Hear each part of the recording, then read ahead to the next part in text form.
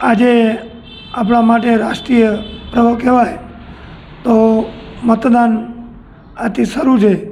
તો મારા ગામ મીરાણી મોટી 1 નંબરના બૂથથી મતદાન કરી અને અત્યારે હું નીકળ્યો અને તમામ બૂથ ઉપર આંટો મારવાનો કોશિશ કરું છું અને વધારે મતદાન થાય એના માટે પ્રયત્નો છે.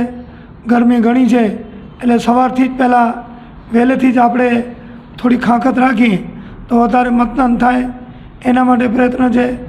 બાકી પાણી છાશ કે જેટલું થઈ શકે એટલું સહયોગ પણ આપણે રાખ્યો છે અને ક્યાં મત રહી ન જાય એના માટે વાહનની સગવડ પોતાની રીતે આવે એ રીતે પૂરેપૂરા પ્રયત્ન ચાલુ છે, જેનાથી આપણે મતદાન આ લોકશાહીનું જે પર્વ છે એને ન્યાય મળે અને મતદાન વધારે થાય એના માટે અમારા પ્રયત્ન છે.